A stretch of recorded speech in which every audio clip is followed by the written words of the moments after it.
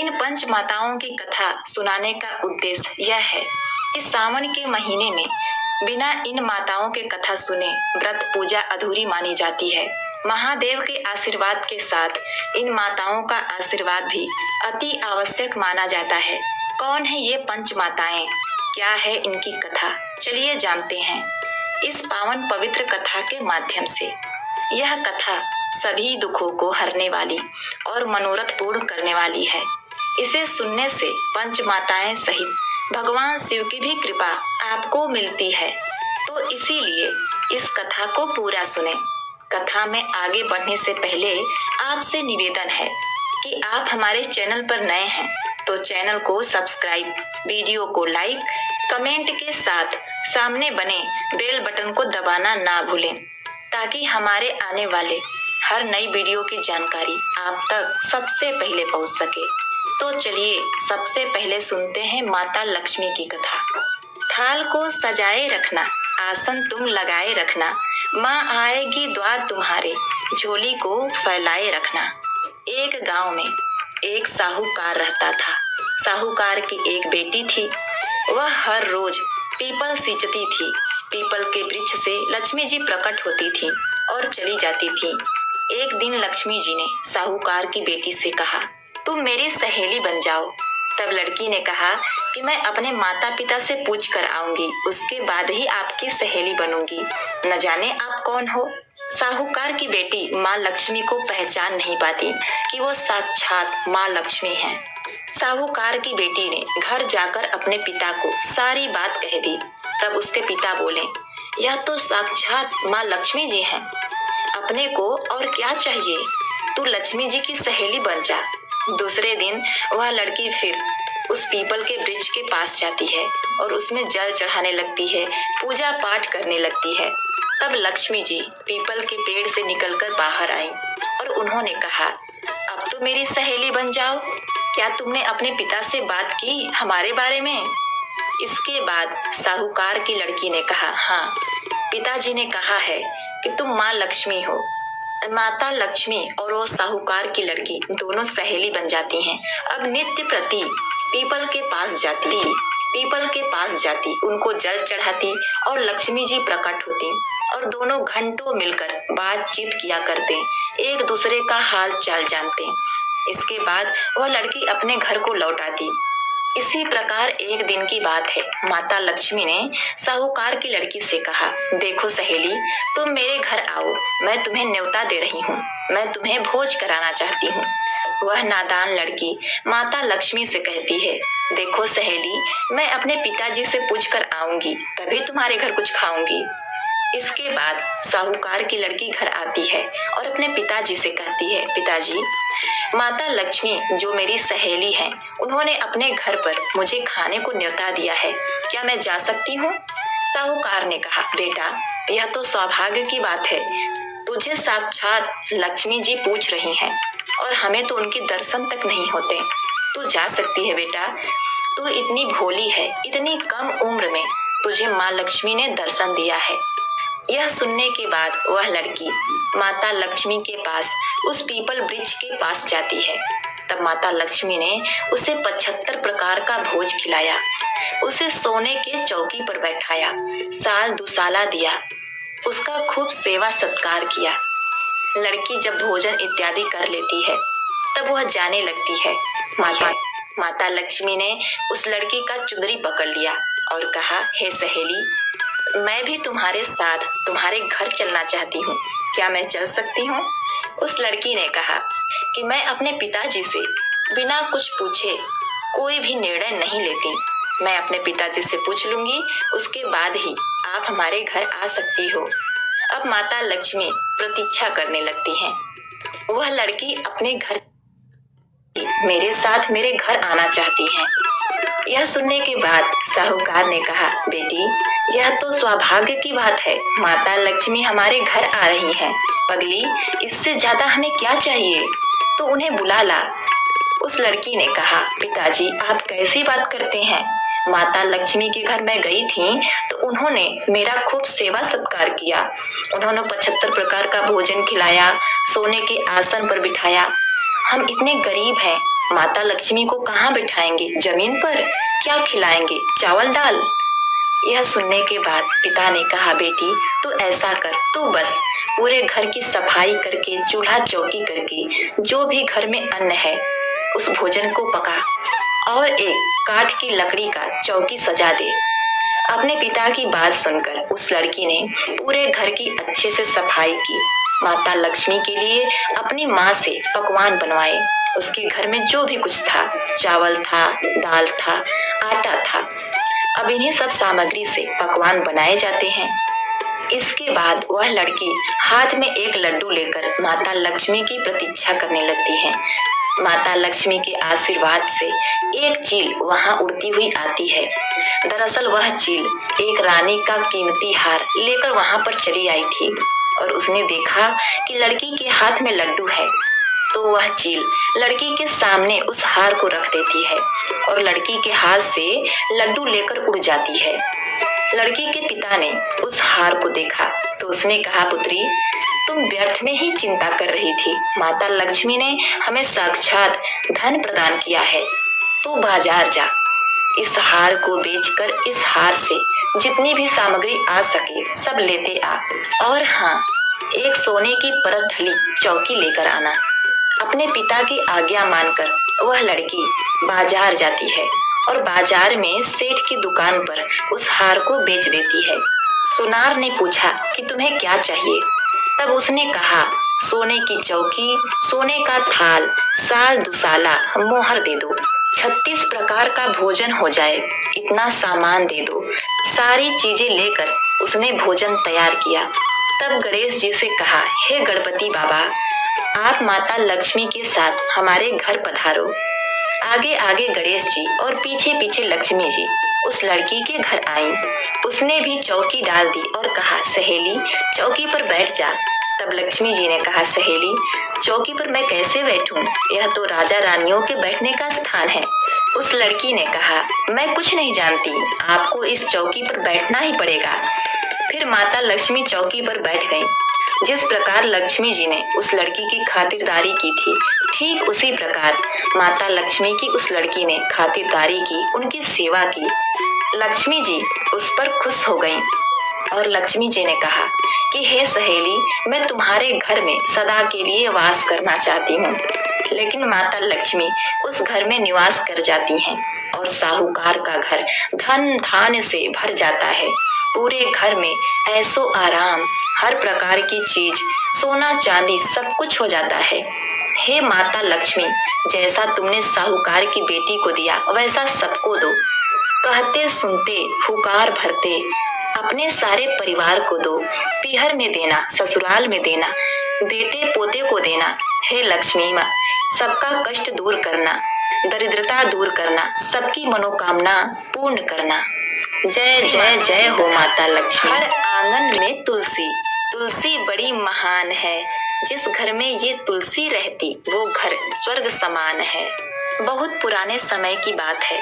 कार्तिक महीने में एक बूढ़ी मैया तुलसी जी को सींचती और कहती, हे तुलसी माता, सबकी दाता, तेरा बिडला सींचती हूँ, मुझे बहू दे, पीताम्बर की धोती दे, मीठा मीठा घास दे, बैकुंठ में वास दे, चटक की चाल दे, पटक की मोत दे, चंदन का काठ दे, रानी सा राज दे, दाल भात का भोजन दे, 11 का मौत दे, कृष्ण जी का कंधा दे। तब तुलसी माता यह सुनकर सूखने लगी। तो भगवान कृष्ण ने पूछा कि हे तुलसी, तुम क्यों सूख रही हो? तुलसी ने कहा, क्या बताऊं भगवान, एक बुढ़िया रोज आती है और यही बात कह जाती है, हे तुलसी माता, सबकी दाता, मैं तेरा बिडला सींचती हूँ, मुझे बहू दे, पीताम्बर की धोती दे, मीठा मीठा ग्रास दे, बैकुंठ में वास दे, चटक की चाल दे, पटक की मौत दे, चंदन का काठ दे, रानी सा राज दे, दाल भात का भोजन दे, 11 की मौत दे, कृष्ण जी का कंधा दे। मैं सब बात इसके बाद भगवान कृष्ण ने कहा, हे तुलसी, तुम उदास ना हो, जब वो मरेगी तो मैं अपने आप उसको कंधा दे दूंगा। आप बुढ़िया माई से कह देना। जब बुढ़िया माई मर गई, सब लोग आ गए। जब माई को ले जाने लगे, वह किसी से ना उठी। तब भगवान एक 12 वर्ष के बालक का रूप धारण करके आए। बालक ने कहा, मैं कान में एक बात कहूंगा जो बुढ़िया माई उठ जाएंगी। कान में कहा, बुढ़िया माई मन की निकाल दे, पीताम्बर की धोती ले, मीठा मीठा ग्रास ले, बैकुंठा का वास ले, चटक की चाल ले, पटक की मौत ले, कृष्ण जी का कंधा ले। यह सुनकर बुढ़िया माई हल्की हो गई और भगवान कृष्ण ने बुढ़िया माई को कंधा दे दिया और बुढ़िया माई को मुक्ति मिल गई। हे तुलसी माता, जैसे बुढ़िया माई को मुक्ति दी वैसे सबको देना। आगे हम सुनते हैं तीसरी माता धरती माता की कथा। भरा नहीं जो भाव से, बहती जिसमें रसधार नहीं, हृदय नहीं वह पत्थर है जिसमें धरती माँ का प्यार नहीं। प्राचीन समय की बात है। एक गांव में एक माँ और उसका बेटा बेटी रहते थे। माँ गरीब थी, वह मजदूरी करके अपने परिवार का पेट भरती थी। धीरे धीरे दिन गुजर गए, बच्चे बड़े होने लगे, बेटी शादी के योग्य हो गई। तब माँ बूढ़ी हो गई। माँ ने अपने बेटे से कहा, बेटा तेरी बहन शादी के योग्य हो गई है, इसीलिए तेरे जैसा घर देखकर उसकी शादी कर देना। ऐसा बोलकर माँ तो कुछ दिनों बाद मर गई। उसका बेटा अपनी बहन की विवाह के लिए गांव में घूमता रहा, लेकिन बहन के योग्य पति नहीं मिला। वह घूम घूम कर थक गया और एक दिन सोचने लगा कि मेरे जैसा तो इस दुनिया में कोई नहीं है, इसलिए मैं ही अपने बहन से शादी कर लेता हूँ। ऐसा सोचकर वह चुनरी और शादी के लिए सामान लाया। तब उसकी बहन ने पूछा कि भाई तुम यह सामान क्यों लाए हो? तब भाई ने बहन से कहा, बहन यह सब सामान तुम्हारी शादी के लिए लाया हूँ। इसके पश्चात गांव वालों ने बहन से कहा, तुम्हारा भाई ही तुमसे शादी करने वाला है। तब बहन ने जानकर अपने भाई से पूछा कि भाई मेरी शादी किसके साथ हो रही है? इस पर भाई ने उसको कोई जवाब नहीं दिया। तब बहन सहम गई। उसने एक लोटे में जल लिया, चुनरी ली, चप्पल पहनकर जंगल की तरफ चल गई। जंगल में गाय चराने वाले ग्वालों ने पूछा कि कहाँ जा रही हो? तो वह कुछ नहीं बोली। वह वन में जाकर धरती माता को पुकारने लगी। बोली, हे धरती माँ, अब तुम ही मेरी लाज रखना, वरना अनर्थ हो जाएगा। मैं क्या करूं माँ, मुझे गोद में ले लो, नहीं तो अन्याय हो जाएगा। तब धरती फटी तो बहन ने एक तरफ लोटा, चुनरी और चप्पल रख दिया और धरती में जाने लगी। इतने में दौड़ता हुआ उसका भाई जंगल में आ गया और उसने ग्वालों से पूछा कि मेरी बहन किधर गई है? ग्वालों ने कहा कि तुम्हारी बहन उस तरफ गई है। वह बहन को पुकारता हुआ उस तरफ दौड़ता है। तब वह देखता है कि उसकी बहन धरती में समा रही है। यह देखकर वह बहन को पुकारता हुआ उस तरफ दौड़ा। तब तक उसकी बहन धरती में समा चुकी थी, केवल थोड़े से बाल दिखाई दे रहे थे। वह बहन के बालों को मुट्ठी में पकड़कर रोने लगा और बोला, हे बहन, तू सत्य के लिए धरती माँ की गोद में समा गई। मेरी बुद्धि भ्रष्ट हो गई थी। माँ का वचन निभाने के लिए मेरे जैसा कोई वर नहीं मिला। मैं ऐसा काम किया था। ऐसा बोलकर वह जोर जोर से रोने लगा, पर धरती माँ ने सत्य के लिए बेटी को अपने में समा लिया। जो बाल बाहर थे वे दूब बन गए। इसीलिए औरतें धरती माँ की कहानी सुनती हैं और चुनरी, लोटा बर्तन में हरी मूंग और लड्डू कुंवारी कन्या को देती हैं। प्रिय दोस्तों, जो भी धरती माँ की कहानी सुनता है, धरती माँ उसको सुखी रखती हैं। हे धरती माता की कहानी सुनने, कहने और हुकार भरने वाले सभी को सुखी रखना। बोलो धरती माते की जय। चौथी माता यानी कि पार्वती माता की कथा की तरफ। शिव की तपस्या, पार्वती का त्याग, इस प्रेम की कहानी सदा याद रहेगी हमें हर दिन रात। एक समय कैलाश पर्वत पर सरोवर में भगवान भोलेनाथ और माता पार्वती जल क्रीड़ा में मग्न थे। उसी समय भगवान भोलेनाथ के योग माया से 5 कन्याओं का जन्म हुआ। यह 5 कन्याएं मनुष्य रूप में ना होकर नाग रूप में थीं। शिव पुराण में भी शिव जी की एक पुत्री का जिक्र मिलता है, जो नागों की देवी मनसा देवी है। देवी पार्वती को इस बात की जानकारी नहीं थी कि शिव लीला से 5 नाग कन्याओं का जन्म हुआ है। जबकि शिव जी को अपने पांचों पुत्रियों के बारे में पता था और वह उनसे स्नेह भी रखते थे। इसीलिए हर सुबह सरोवर पर जाकर कन्याओं से मिलकर आते थे और उनके साथ खेलते थे। हर दिन महादेव के सुबह सुबह सरोवर पर चले जाने पर माता पार्वती के मन में शंका के बीज अंकुरित होने लगे। इसीलिए उन्होंने तय किया कि इस रहस्य को जानकर ही रहेंगी। एक दिन भगवान शिव जब सरोवर के लिए निकले, तब माता पार्वती भी उनके पीछे पीछे सरोवर पहुंच गईं। सरोवर पर नाग कन्याओं के साथ महादेव पिता की तरह मिलते और खेलते दिखे तो माता पार्वती को क्रोध आ गया। क्रोध में माता ने नाग कन्याओं को मारने के लिए पैर उठाया तो भोलेनाथ ने उनको बताया कि यह आपकी पुत्री है।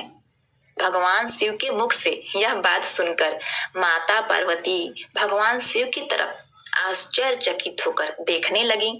भगवान शिव ने उनको नाग कन्याओं के जन्म की कथा सुनाई। इसके बाद माता पार्वती जोर जोर से हंसने लगी। इन नाग कन्याओं का नाम जया, विषहर, सामिलवारी, देव और दौलती है। महादेव ने कहा कि जो भी इन कन्याओं का पूजा करेगा उसे जीवन काल सर्प भय नहीं रहेगा, साथ ही उसके परिवार को कभी भी सर्प नहीं डसेंगे। यही कारण है कि सावन मास में इस नाग कन्याओं की पूजा की जाती है। सावन कृष्ण पंचमी से लेकर सावन शुक्ल पंचमी तक इनकी पूजा और कथा की जाती है। हे नाग माता, अपनी अनुकंपा हमारे परिवार पर बनाए रखिए। आपकी इस कथा को जितने भी लोग सुन रहे हैं उनके जीवन में भी खुशियां लाइए, उन्हें सर्प भय से मुक्त करिए। प्रेम से बोलिए पार्वती माता की जय। माता की कथा, जो कि माता अन्नपूर्णा है, जो जगत का पालनहार है, जो जगत का पेट भरती हैं, उनका पोषण करती हैं। चलिए अब अंत में उनकी कहानी को सुनते हैं, उनके कृपा का गुणगान करते हैं। बार प्रणाम। अन्नपूर्णा देवी नाम तिहारो, लेत होत सब काम। पौराणिक कथा के अनुसार एक बार पृथ्वी पर अन्न जल का अकाल पड़ गया। जमीन बंजर हो गई। समस्त संसार में अन्न जल का संकट पैदा हो गया। लोग अन्न जल की कमी से भूखे मरने लगे। इस समस्या का समाधान करने के लिए सभी ने ब्रह्मा और विष्णु की पूजा अर्चना शुरू कर दी। हर जगह त्राही त्राही देखकर ऋषियों ने भी ब्रह्मालोक और बैकुंठ धाम में जाकर इस परेशानी का हल जानना चाहा। तमाम प्रयासों के बाद भी जब हल नहीं निकला तो सभी देवी देवता शिव की शरण में पहुंचे। समस्या के निवारण के लिए महादेव मां पार्वती के साथ पृथ्वी लोक पर भ्रमण करने निकले। भगवान शिव ने पृथ्वी वासियों के लिए भिक्षुक का रूप धारण किया और माता पार्वती मां अन्नपूर्णा के रूप में पृथ्वी पर वाराणसी की काशी में जा बसी। समस्त संसार के कल्याण के लिए शिव जी ने मां अन्नपूर्णा से भिक्षा मांगा। मां अन्नपूर्णा ने भोलेनाथ को अन्न और जल भिक्षा में दिया। ये अन्न और जल भोले भंडारी ने पृथ्वी वासियों में वितरित किया और इसी प्रकार लोगों के भरण पोषण का संकट खत्म हो गया। माता पार्वती जिस दिन मां अन्नपूर्णा के रूप में प्रकट हुई, उसी दिन मार्गशीर्ष की पूर्णिमा थी। तभी से इस दिन को देवी अन्नपूर्णा के अवतार दिवस के रूप में मनाया जाता है। मान्यता है अन्न के भंडार खाली हो जाते हैं, तो इसीलिए प्रिय दर्शकों, अन्न का अपमान ना करें। ये अन्न हमारे पेट को भरता है, हमें पोषण देता है, हमें जीवित रखता है। मां अन्नपूर्णा के अनुकंपा से हम इस संसार में जीवित हैं, तो इसीलिए अन्न का अपमान ना करें। तो प्रिय दोस्तों, इसी प्रकार आप सभी पर मां अन्नपूर्णा की अनुकंपा बनी रहे। तो दोस्तों, उम्मीद करती हूँ आपको पांचों माताओं की कथा जरूर पसंद आई होगी और आप इन 5 माताओं की कथा को नित्य प्रति 5 माताओं की कथा को सुनिए और पूजन पाठ कीजिए, क्योंकि लक्ष्मी माँ हमें धन संपत्ति देती हैं और धरती माँ के ऊपर हम चलते हैं फिरते हैं, वो हमारा बोझ उठाती हैं। कितनी करुणामयी है। और हमारी तुलसी माँ सुख शांति प्रदान करती हैं। और पार्वती मैया के तो कहने ही क्या है, वो तो जगत जननी है, माँ अम्बे हैं, नित्य प्रति हम पर दया बनाए रखती हैं। और हमारी अन्नपूर्णा माता हमें अन्न धन से परिपूर्ण करती हैं। तो दोस्तों,